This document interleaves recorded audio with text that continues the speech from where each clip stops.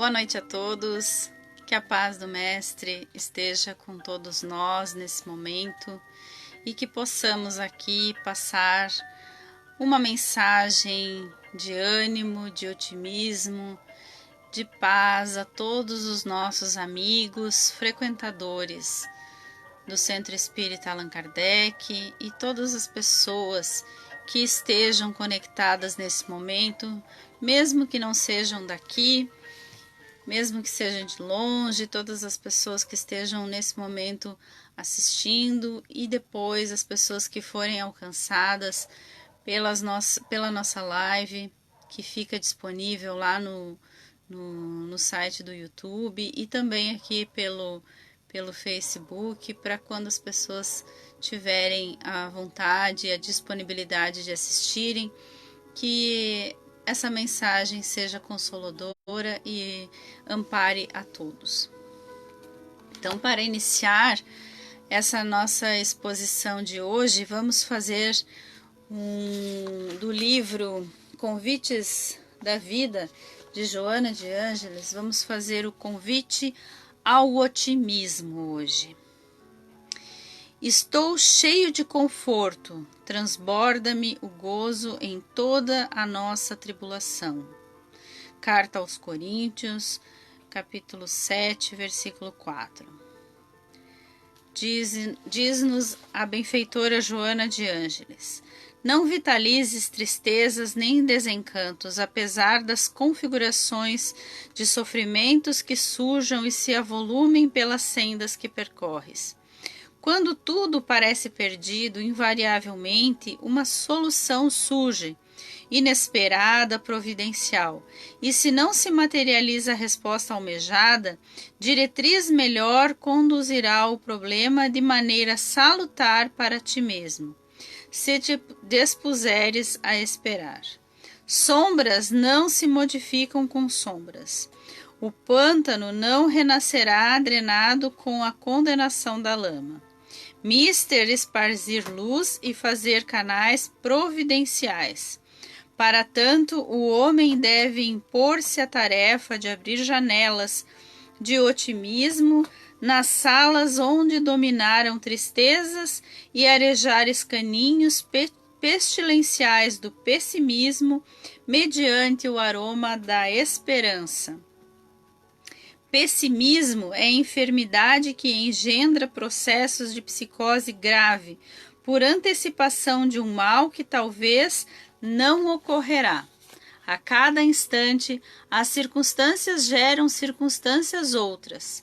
Fatores atuais compõem fatores futuros, dependendo da direção que lhes imponhas. Não te canses, desse modo, exageradamente sob o peso da nostalgia, ou te entorpeças asfixiado pelos tóxicos das frustrações que todos experimentam. Entrega-te a Deus e deixa-te conduzir tranquilamente. Otimismo é estímulo para o trabalho, vigor para a luta, saúde para a doença das paisagens espirituais e luz para as densas trevas que se demoram em vitória momentânea. Nas duas traves da cruz, quando tudo pareceria perdido, o justo, em excelente lição de otimismo, descarregou os painéis da vida verdadeira, morrendo para ressurgir em gloriosa madrugada da imortalidade, que até hoje é o canto sublime e a rota segura, plena de alegrias para todos nós. Então, com essa mensagem de otimismo e relembrando Jesus que se entregou ao suplício, mesmo sendo aquele que trazia a palavra da Boa Nova, nos deu uma lição, a lição da vida continuada, a lição da vida verdadeira, a lição de que tudo não termina no túmulo e que nós, como seres imortais que somos, temos a esperança de uma vida melhor no futuro promissor e que até esse futuro chegar muito nós temos ainda que caminhar, agradecendo e servindo, amparando e dando o nosso testemunho através do exemplo daquilo que nós aprendemos com o Mestre. Então, que nessa noite nós possamos passar a todos uma mensagem de ânimo e de bem-aventurança, assim como nós recebemos de Jesus no momento em que esteve entre nós. Muito obrigada e que Jesus abençoe a nossa exposição da noite de hoje. Então, meus irmãos, hoje falando um pouquinho sobre a importância do Evangelho no lar.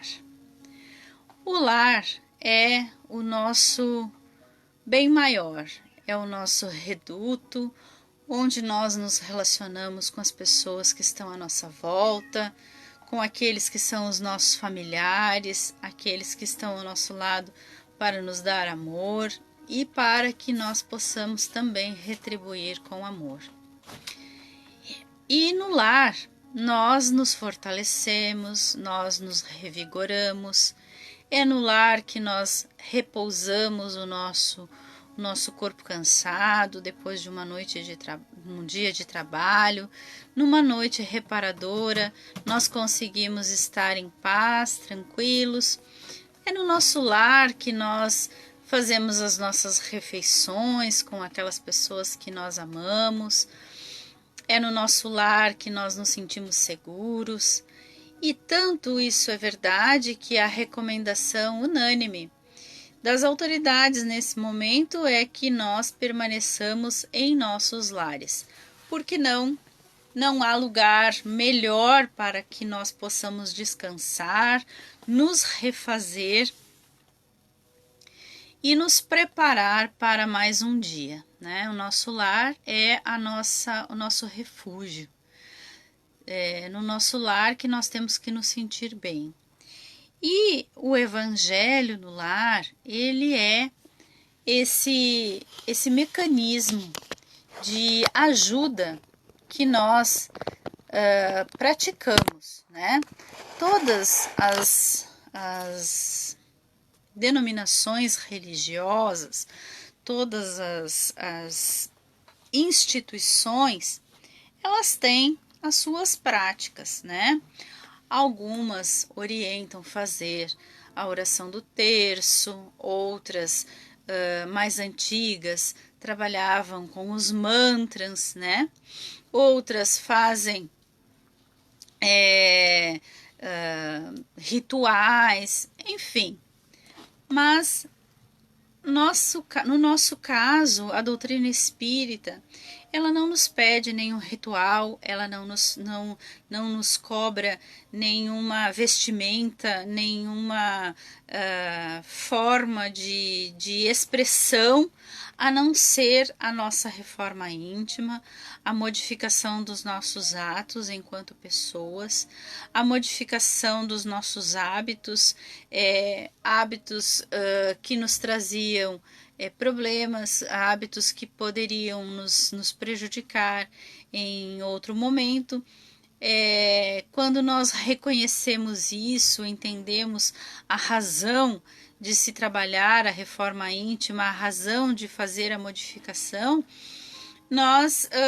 a doutrina espírita não exige de nós nenhuma prática de forma continuada, a não ser a prática do Evangelho no lar e o estudo das obras básicas, o estudo da doutrina, o estudo da religiosidade, o estudo do entendimento, para que nós melhoremos enquanto espírito. Então, se nós podemos dizer que a doutrina espírita exige alguma coisa de nós, além da reforma íntima, como forma de prática, nós podemos dizer que seja a prática no bem, a caridade, né? A nossa transformação íntima, que só diz respeito a cada um de nós intimamente, e que nós demonstremos isso através dos exemplos que nós podemos estar dando às pessoas que convivem conosco, né? E aí nós temos essa prática do Evangelho no lar, né? Essa prática do Evangelho no lar é uma prática salutar, né? E que é praticada desde tempos antigos, antes de Jesus já, praticava-se a leituras sagradas, né? E Jesus continuou com esse hábito.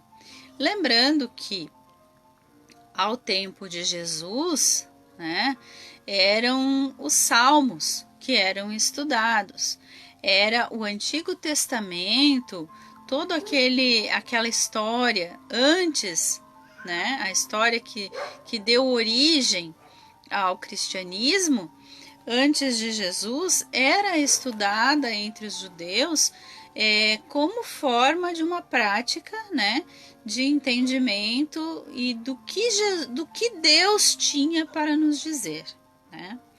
Então, se nós entendemos isso, nós entendemos que a partir de Jesus, né, a partir da vinda do Mestre, e como ele também praticava este hábito de estudar as escrituras sagradas, estudar o que os outros profetas trouxeram como forma de transmissão dos desejos de Deus para conosco, Jesus reunia os seus discípulos e explicava a eles, ensinava, conversava com eles, proporcionava a eles o entendimento. E isso nada mais era do que o estudo, né? O estudo e a prática do Evangelho. Naquele momento, Jesus explicava o que os profetas diziam, o que Deus queria dizer aos profetas quando contava determinadas histórias. E aí Jesus falava por parábolas, ele remontava as histórias e contava por parábolas, né? Ia falando através de parábolas, ele ia explicando aos discípulos, né? O que Deus esperava de nós, por que Deus nos criou, por que Deus criou os seres e colocou na terra. E aí Jesus ia explicando através dessas parábolas e ia ensinando. A partir de Jesus, então, nós temos o Novo Testamento, né? O Novo Testamento que vem nos trazer essas parábolas e nos traz, através das escrituras deixadas pelos seus discípulos, né? Tudo aquilo que Jesus ensinou, tudo aquilo que Jesus pregou, tudo aquilo que Jesus nos falou. E dentre as coisas que Jesus falou, ele falou também que nos enviaria um Consolador prometido. Um dia um Consolador chegaria para nos reforçar e nos trazer mais um incentivo, mais um ânimo para que nós continuássemos a nossa caminhada. Muito bem. Com o advento do Espiritismo, nós entendemos que esse Consolador nos veio. Esse Consolador nos veio através das palavras de Jesus, né? E o Evangelho segundo o Espiritismo, que foi então codificado pelo nosso mestre Allan Kardec, vem explicar novamente, vem nos trazer numa linguagem mais atual para a nossa humanidade tudo aquilo que Jesus quis dizer, tudo aquilo que Jesus exemplificou, tudo aquilo que Jesus ensinou, reexplicando todos os ensinamentos do Mestre Jesus, né? Com as palavras e as explicações dos Espíritos e com as explicações em algumas partes, com alguns comentários de Allan Kardec. Muito poucos, por sinal, porque Allan Kardec, quando recebeu a missão da codificação, sabia que a obra não era dele, e sim dos espíritos. Então, Kardec reúne todas as comunicações, faz a compilação dos dados, dos assuntos, dos temas e nos passa isso de forma, digamos assim, esmiuçada, de forma que nós possamos compreender didaticamente e estudar didaticamente os ensinamentos de Jesus, né? Aonde eu quero chegar? No Evangelho. O Evangelho segundo o Espiritismo, que foi a terceira obra, né? Depois que Kardec codificou, depois que ele traz a lume o Livro dos Espíritos, depois que ele traz a lume o Livro dos Médiuns para orientar melhor os médiuns que estavam naquele momento dando passagem a muitas comunicações, porque era um momento onde a espiritualidade se fazia muito presente entre as pessoas para passar os conhecimentos, né? E aí alguns precisavam de um apoio, de um amparo maior, de um estudo mais esmiuçado referente à mediunidade. Então, a segunda obra é o Livro dos Médiuns. E a terceira obra, então, que Kardec nos codifica através dos espíritos e nos passa, então, é o Evangelho segundo o Espiritismo. A partir desse momento, então, nós passamos, nós espíritas, nós espíritas no geral, passamos a estudar mais o Evangelho segundo o Espiritismo, em função de que ele nos traz as passagens de Jesus com explicações, com um entendimento maior a respeito deste ensinamento do Mestre. E aí, nós espíritas passamos a usar o Evangelho como forma de ancoragem nossa com essa espiritualidade maior para trazer ao nosso convívio essa ancoragem todos os dias, né? E nos dá esse ânimo que nós precisamos para seguir adiante. Então, o que nós fazemos? Nós praticamos o Evangelho pelo menos uma vez por semana, com a hora marcada, que nós determinamos qual é. Nunca nenhum espírito chegou e disse: vocês espíritas têm que fazer o Evangelho no lar tal dia. Neste dia ninguém pode trabalhar. Neste dia ninguém pode sair. Ninguém pode fazer isso. Ninguém pode fazer aquilo. Nesse dia não se come carne. Nesse dia não existe nenhuma exigência. Nós, dentro das nossas possibilidades, dentro da nossa rotina, de que cada um é uma, estipulamos um dia e um horário para fazer o Evangelho no lar. Colocamos um copo de água para que essa água seja fluidificada pela espiritualidade que se faz presente. Quem são esses espíritos que se fazem presente no nosso Evangelho? São os nossos anjos guardiões de todas as pessoas que estão ali na casa. Às vezes, algum espírito que possa estar perturbado, que sente aquele facho de luz se fazendo na nossa casa, mas a espiritualidade, os nossos anjos guardiões estão ali a postos, permitindo que aqueles espíritos possam ouvir aquilo que está sendo dito no nosso Evangelho, mesmo que eles não tenham autorização de interferir, de dar passagem. Todas essas práticas mediúnicas, aliás, devem ser evitadas na prática do Evangelho no lar. Não devemos fazer o Evangelho no lar com o intuito de evocar espíritos, de evocar parentes que tenham partido, de evocar espíritos perturbadores, muito pelo contrário. A Prática do Evangelho, ela deve se dar num clima harmonioso de estudo, de reparação, de força, de ânimo, para que nós nos refizemos e possamos continuar a nossa caminhada com fé, com sabedoria e com disposição.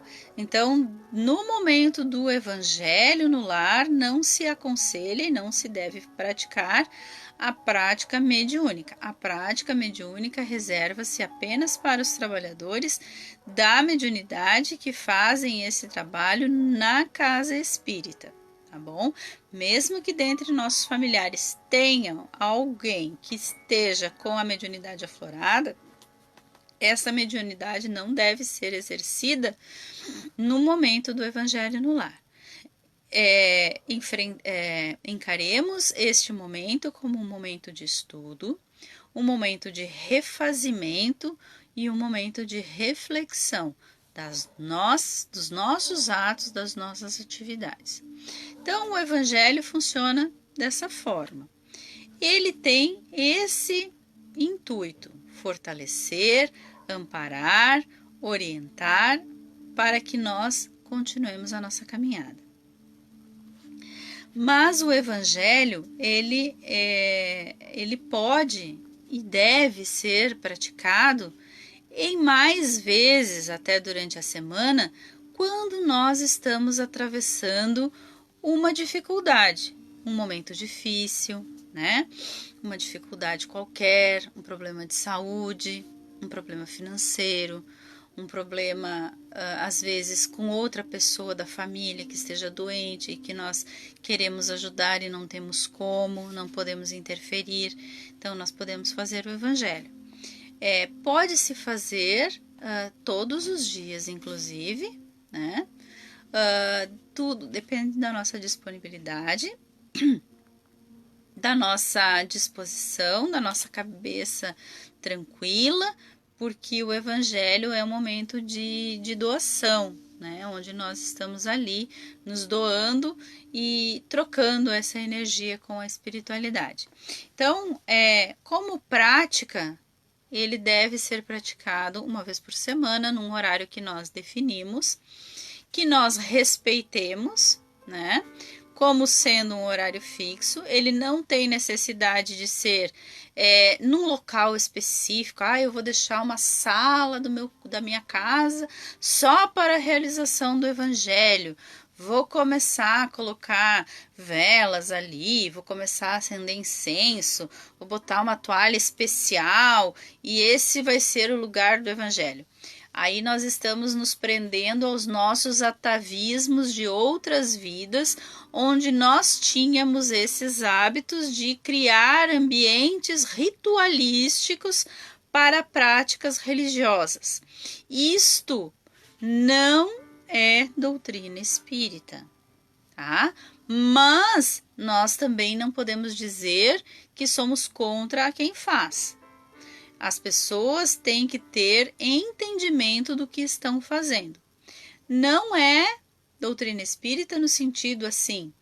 A doutrina espírita não exige, não pede que se faça nada disso. Mas tem determinadas pessoas que estão tão presas ainda aos seus atavismos que têm necessidade de colocar uma toalha branca, de acender um incenso, de colocar uma música.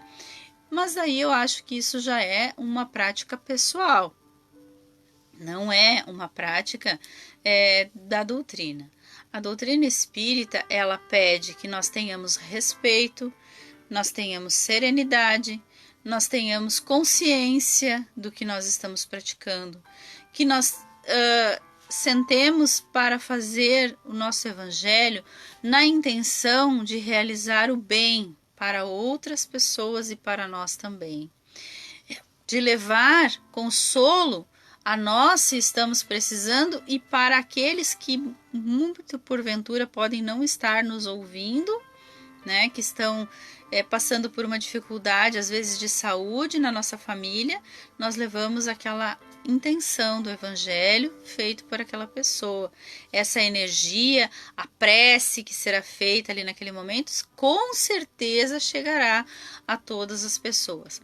Sem falar no caso que eu citei, de espíritos que possam estar perambulando, às vezes, no nosso condomínio, na nossa rua, na nossa casa, né? Que vêm através dos maus pensamentos, que se sentem atraídos, às vezes, pela nossa invigilância, né? Ou pela invigilância das pessoas que vivem conosco na nossa casa. Então, esses espíritos chegam, né? E aí, eles chegam atraídos pela luz. É a mesma coisa que se eu apagar todas as luzes aqui, nesse momento, e acender um palitinho de fósforo, vocês vão conseguir me ver, né? Então, os espíritos, eles vêm atraídos por essa luz. Mesmo esses espíritos que estão perambulando, eles não têm o poder de interferir, eles não têm o poder de ficar na nossa casa. Eles são atraídos pela luz e, ao chegarem, são recebidos pelos nossos anjos guardiões. E os nossos anjos guardiões e os guardiões da nossa casa os receberão, e aí no momento que nós estamos fazendo o evangelho já, quando nós finalizamos a nossa prática do estudo do evangelho e a prece final, nós encaminhamos esses espíritos, se porventura estão nas imediações da nossa casa, que sejam encaminhados aos postos de socorro.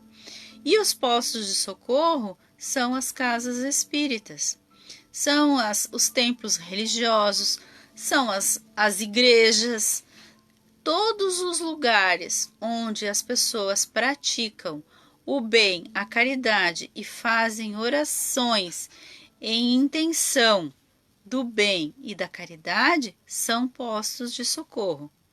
Não vamos pensar que os espíritos que perambulam à nossa volta sejam todos espíritos espíritas. Na nossa rua, no nosso condomínio, pode haver espíritos que estão ali perambulando e que muitas vezes não são espíritas. Mas se forem convidados a ir à igreja católica ou evangélica, eles vão se sentir à vontade para acompanhar quem os convide para ir nesses lugares. E quem os convidará serão os espíritos guardiões que vão estar ali no momento do nosso evangelho e que vão encaminhar esses irmãos, então, se eles aceitarem o convite, para que eles os sigam e sejam encaminhados e esclarecidos e tratados e amparados. Isto é a caridade no mundo espiritual. A prática mediúnica nada mais é do que um pronto-socorro para espíritos que precisam de amparo. O evangelho no lar é o que nos proporciona o socorro imediato para nós que estamos no plano físico e para nossos irmãos que possam estar atraídos dentro do nosso ambiente familiar, através de pensamentos e através de sensações que eles estão procurando, às vezes, por ali, né? Não necessariamente são obsessores nossos, vieram ali só para nos perturbar, não. Eles estão perdidos. E todos que estão perdidos podem ser direcionados. E a maneira de nós direcionarmos é através da prece, é através do Evangelho no Lar. Nesse momento em especial, onde nós estamos passando por uma situação pandêmica, né, no mundo inteiro, cada país passou num determinado período, alguns ainda estão passando, outros não passaram ainda, outros talvez ainda vão passar por essas dificuldades, mas é um momento onde nós todos estamos numa situação onde precisamos nos alinhar energeticamente para que possamos ajudar a limpeza do nosso planeta, ajudar a limpeza da nossa vida espiritual, ajudar a limpeza de toda essa situação que se apresenta nesse momento, que nos deixa deprimidos, que nos deixa ansiosos, que nos deixa apreensivos do que vai ser, do que não vai ser, se vai ter cura, se não vai ter cura, se nós vamos ter que usar máscara para o resto da vida, né? Eu acho que nós já usávamos máscara antes delas se tornarem físicas, né? As máscaras que nós colocamos, às vezes, para parecermos o que não somos, né? Então, agora nós estamos usando máscara fisicamente. Então, que isso nos dê condição de entendimento e que nós possamos ver que essa máscara que nós estamos colocando fisicamente, essa máscara é para nos proteger e para proteger o outro. Ela protege mais o outro do que a mim, porque nós temos que saber que não é só nós que podemos ficar doente, nós também podemos transmitir a doença e não saber. Então, nós temos que ter esta consciência nesse momento e fazer o evangelho, fazer do evangelho no lar um hábito, nesse momento só pode nos ajudar.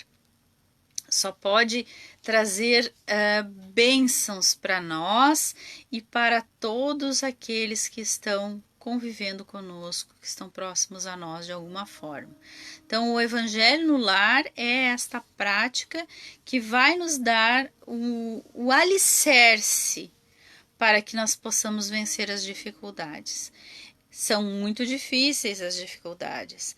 Às vezes nós estamos numa vibração, a gente vai trabalhar ou vai se relacionar com outras pessoas, as outras pessoas talvez não estejam naquela mesma vibração e às vezes acontecem alguns choques, né? Nós temos choques de opiniões, choques de divergências. Então, que sejamos nós aqueles que praticam o Evangelho para que nós possamos pensar mais, modificar os nossos atos, as nossas impressões, ter consciência do que nós estamos fazendo, do que nós estamos falando, do que nós estamos pensando, do que nós estamos dizendo, né? E agir de acordo com isso. Então, a prática do Evangelho no Lar, ela nos traz estas, digamos, estas reflexões.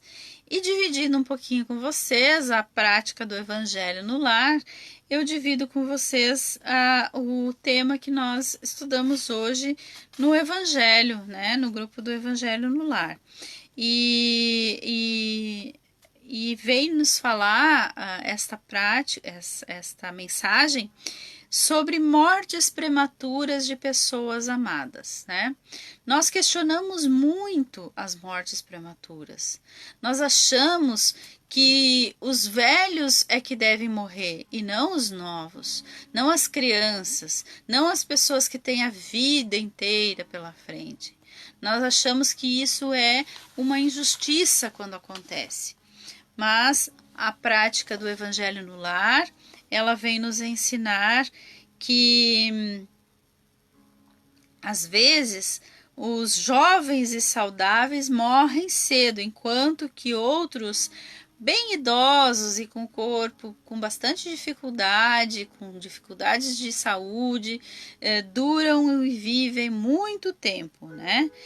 Mas isso é para que nós compreendamos que a desencarnação, ela é uma consequência instrutiva para o desencarnante e para os que lhe estão vinculados.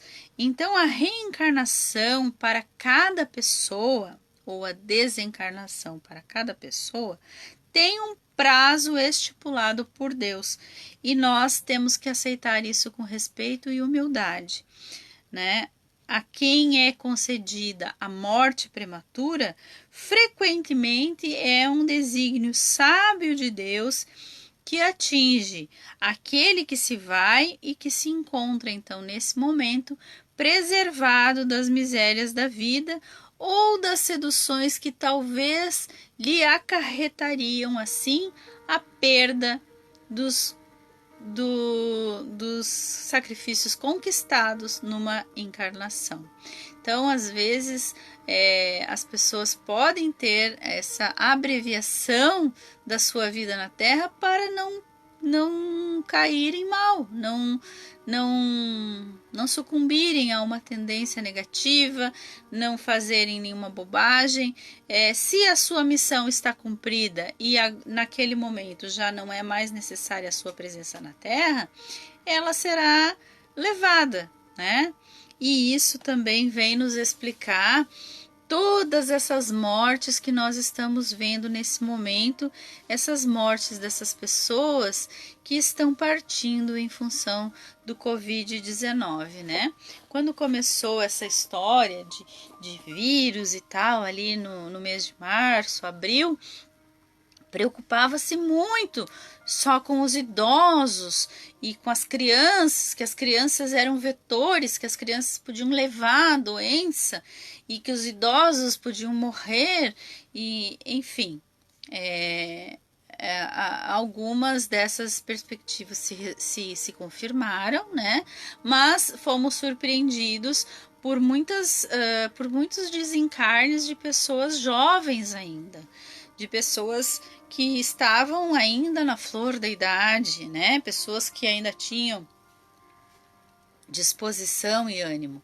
Então nós percebemos assim que em países onde a incidência de idosos era maior, evidentemente que os idosos vieram a falecer primeiro, né?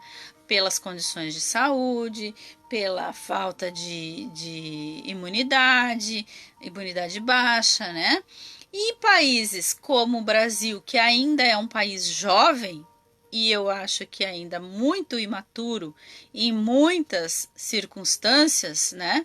Nós ainda temos muito a crescer e muito a aprender, somos bebês ainda em relação ao conhecimento e outros outros países, que dirá outros planetas, né? Nós terráqueos estamos aqui num aprendizado total, mas nós brasileiros ainda somos um país jovem. Evidentemente que os jovens estão na linha de risco também, até pelas questões da alimentação, né?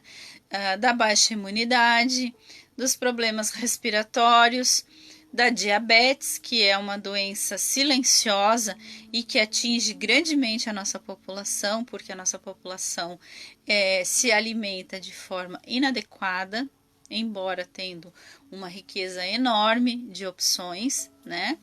Então, todos esses fatores interferem, mas a certeza que a doutrina espírita nos dá através do Evangelho no lar e do estudo da doutrina espírita é que nenhuma morte, nenhum ser vivo que foi levado por esta doença o foi por acaso.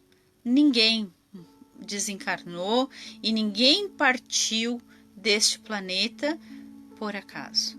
Assim como todos nós reencarnamos com uma finalidade para exercício de uma missão, aqueles que estão sendo retirados do planeta nesse momento, através da desencarnação, seja pelo coronavírus ou por doenças decorrentes do coronavírus ou da linha de risco, que são as pessoas cardíacas, diabéticas, pessoas idosas, enfim, nenhum desencarne destes foi por acaso, ou foi um acidente, ou foi uma injustiça, ou foi porque não tinha que ser.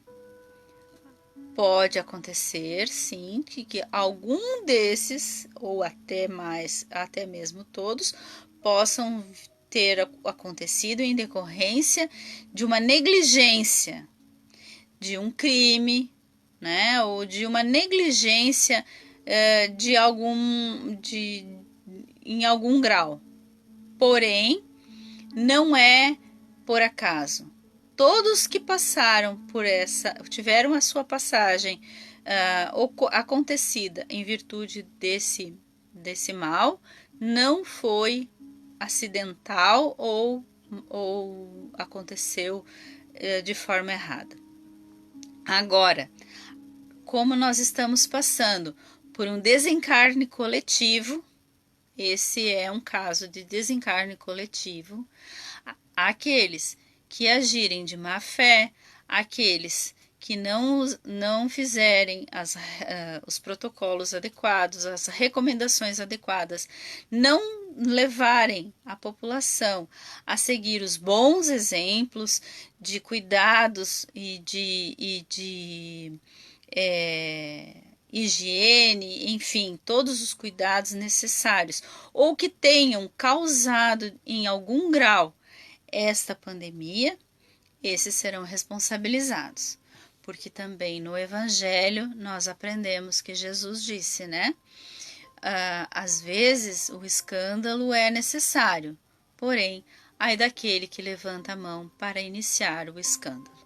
Então, os escandalosos, aqueles que querem os 5 minutos de fama, que estão fazendo de tudo para aparecer, usando esta circunstância tão triste e tão deprimente para se promover, seja politicamente ou vendendo artigos para conseguir dinheiro, para conseguir bens materiais às custas do sofrimento humano, esses terão a sua recompensa reservada pela justiça divina. Porque a justiça dos homens, ela pode falhar. A justiça dos homens, ela pode não ver muitas coisas, mas da justiça divina ninguém escapará, ninguém escapa. Temos a certeza desta e de outras vidas, porque para nós não precisamos ver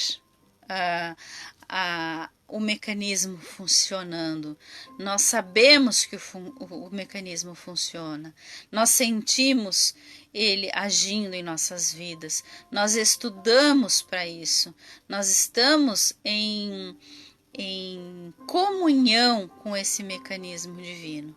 Então, aqueles que usarem desse momento para se promoverem ou para explorar a doença ou as pessoas envolvidas na doença para se beneficiarem, principalmente monetariamente, vão ter sim que resgatar isso futuramente e de uma maneira talvez até mais dolorosa do que essa a qual estamos vendo a humanidade passar. Então, nesse momento nós temos que ver aquilo que nós estamos dispostos a fazer para contribuir. O que nós podemos fazer para contribuir? Nós podemos fazer aquilo que o Evangelho nos orienta. Ter calma, serenidade, agir no bem, socorrer aqueles que estão mais próximos a nós, de forma a dar um pouquinho de amparo, de apoio, de otimismo, vibrar positivamente, vibrar com amor, ter disposição, manter a nossa energia em alta, os momentos que temos a disponibilidade de pegar um sol, de estar com a família, mesmo que virtualmente, fazer uma chamada virtual para aquelas pessoas que são da nossa convivência, da nossa vida, estarmos em harmonia com essas pessoas, mesmo que virtualmente. Estamos com saudade de alguém? Liguemos, falemos com a pessoa, mandemos uma mensagenzinha, pelo menos para a pessoa saber que a gente se preocupa com ela e gostaria de vê-la bem, saber como os outros estão, não nos encastelarmos no nosso egoísmo e no nosso medo e ficar com medo de ficar doente e não se relacionar. Nós não podemos estar tocando uns nos outros, nós não podemos estar nos abraçando, nos beijando, mas nós temos a tecnologia a nosso serviço e podemos estar conversando. Quem sabe até podemos estar conversando e convidando algum amigo ou amiga disposto a fazer um evangelho virtual, por que não, né? Podemos fazer o evangelho virtualmente também. Temos os nossos familiares, podemos convidar alguém que queira fazer o evangelho conosco. São ideias que fazem com que esses momentos passem mais rápido e tragam menos prejuízo possível ao nosso íntimo, ao nosso espírito, à nossa vida. Então, que Jesus nos abençoe. Nós vamos encerrando por aqui a exposição de hoje, desejando a todos que tenham uma ótima semana, que Jesus permaneça ao lado de cada um, amparando, fortalecendo a todos, e que nós pratiquemos o Evangelho com sabedoria, com serenidade, se for necessário, mais vezes durante a semana o façamos. Se nós tivermos vontade de convidar alguém para fazer o evangelho conosco, vamos fazer. As redes sociais estão aí disponíveis para a gente usar. O WhatsApp, nós podemos incluir 4 pessoas. Algumas outras plataformas nos dão condições de incluir mais pessoas, né? Hoje descobri que o Messenger pode incluir até 50 pessoas numa sala de vídeo. Então, vamos fazer o evangelho com os familiares, vamos convidar aqueles que nós sabemos que tem essa disposição e vamos estar juntos nesse momento que vai passar logo. Então, elevemos os nossos pensamentos a Jesus, com amor no coração, aos nossos guias espirituais, muita gratidão, aos trabalhadores espirituais do Centro Espírita Allan Kardec, que têm orientado e que têm estado ao nosso lado, amparando, orientando para que nós possamos estar divulgando a palavra de Jesus, os ensinamentos de Kardec, as explicações e todo o conteúdo que nos traz refazimento, força, disposição ao nosso espírito, à nossa alma e nos dá condições de crescer, de evoluir, de seguirmos adiante. Muito obrigada a todos, muito obrigada, Jesus, e obrigada à espiritualidade que se faz presente em nossas vidas todos os dias, através do Evangelho no Lar. Que assim seja. Boa noite a todos, que Jesus nos ilumine a todos.